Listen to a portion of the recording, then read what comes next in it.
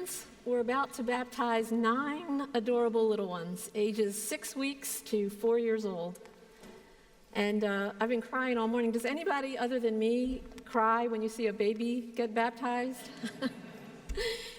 Something just wells up at the sight of the babies and gamely getting water poured on their heads while loved ones surround them.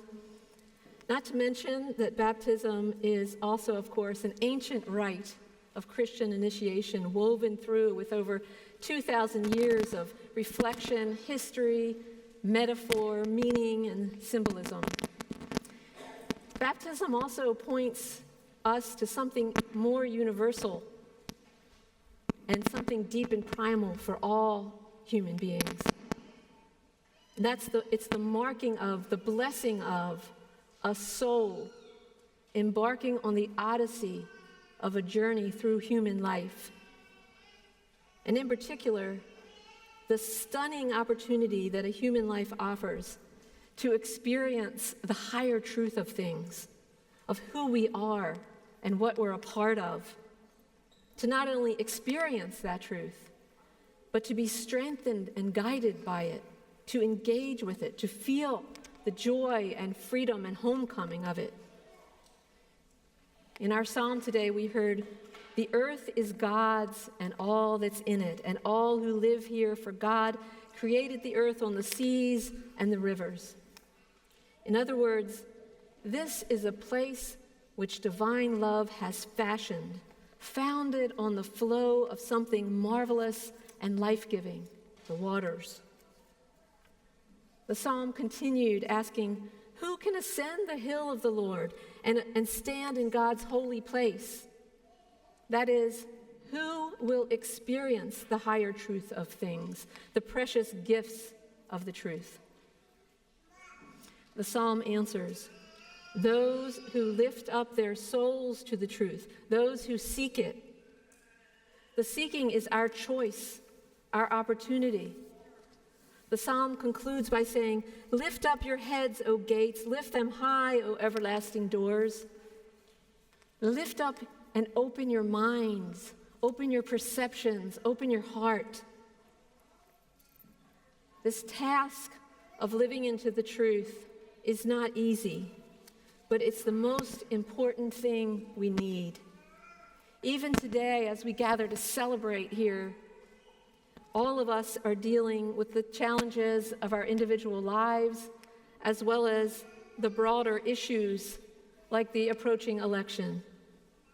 It's like no other election we've ever experienced, and we're walking in clouds of tension and fear. Across the country, division and animosity are coiled up like a tight spring. And we can feel helpless in these days, or angry because we can't just fix things.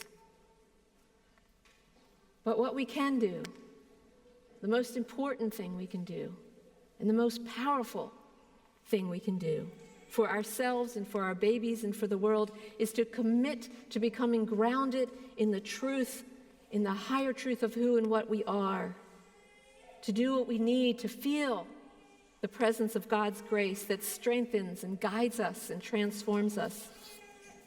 This is not just an empty theological idea. This truth is flowing in the core of all humans.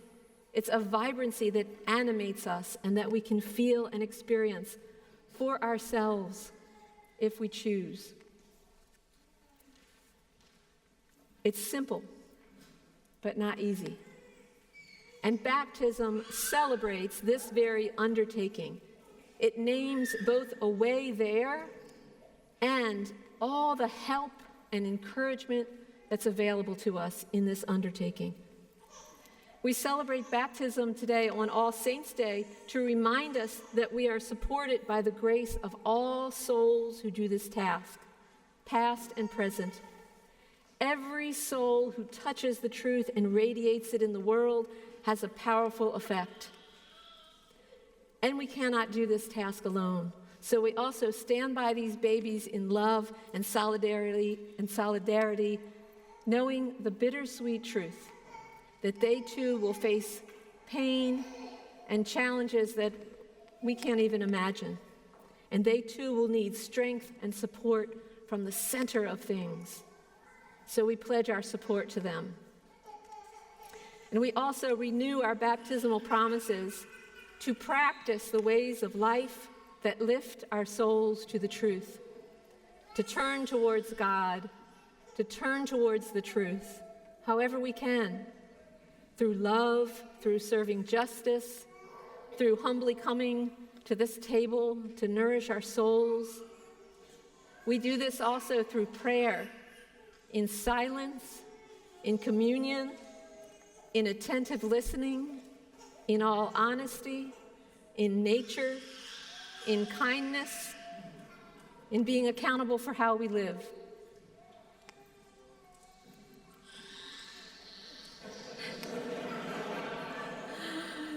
We know, little one, we understand. We all feel that way sometimes too. And your voice is welcome. Because when it comes down to it, what we find in the core of the truth, in the heart of who we really are, is something more powerful than all human difficulties, even death, our greatest fear. Today's gospel is a twisting tale of Jesus coming to help Lazarus later than hoped for, of anger and confusion and weeping, and a preposterous miracle of resurrected life. The whole narrative is less about the details than the intimation that the divine truth is more powerful than our greatest fears and difficulties.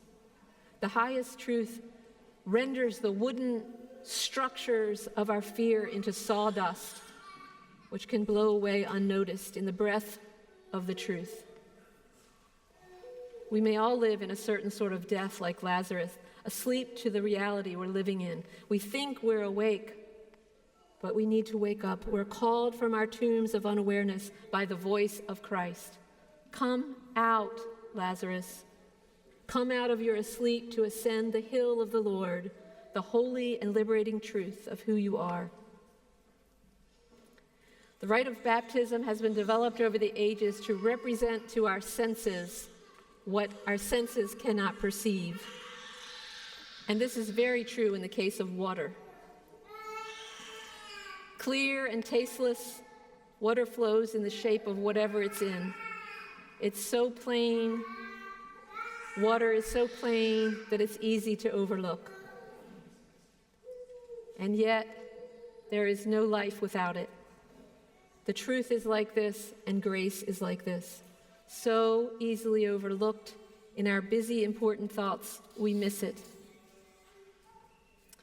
In life, as in baptism, the gifts of spirit and truth, like water, are abundantly and freely given. But we must freely choose to receive them and inhabit them. At the end of the baptism, all of the congregation will be asperged with water. That means the clergy is going to walk around throwing baptismal waters on everybody. Well, okay, not throwing, it's gently sprinkling. The tradition is that when the water lands on you, to make the sign of the cross on yourself, to remind you of the life-giving waters of baptism. When I think of baptismal waters, this memory came to mind, so I want to conclude with the story of this experience and a prayer that came up. It was about 15 years ago, and I was walking along the Youghiogheny River in western Maryland, in the mountains, after days of heavy storms. So the river was full. And I remember standing on an outcropping of rock near the river. The rock was dry and flat, by the way. Someone at the 745 was worried for me when I said that. It was very safe. And I became riveted by the sight of some huge boulders across the river where enormous amounts of water were pouring through. The roar of it was so loud you couldn't have held a conversation, and the water was moving with such force that it was blurry in places. And I could even feel the soft mist of it from up where I was on the rock. And I stooped down and gazed at it for a long time, the powerful charging of the water. And I remember my mental focus softened, and just the feeling of the energy of the beauty of that water was washing over me. And I just felt the lightness and the joy and the assurance. And the prayer that came, I think, is for all of us, and I wrote it down later. It said, that much abundance, that much life, that much life force is coursing through you now, in this moment, in all moments, cleansing, giving, enlivening, that much creativity, that much grace, that much purification, that much encouragement from the Holy Spirit and the saints and the guides, that much support. May the grace of today's baptism and the grace of our babies and their beautiful voices illuminate our choices in lifting our souls to the truth and radiating it into the world.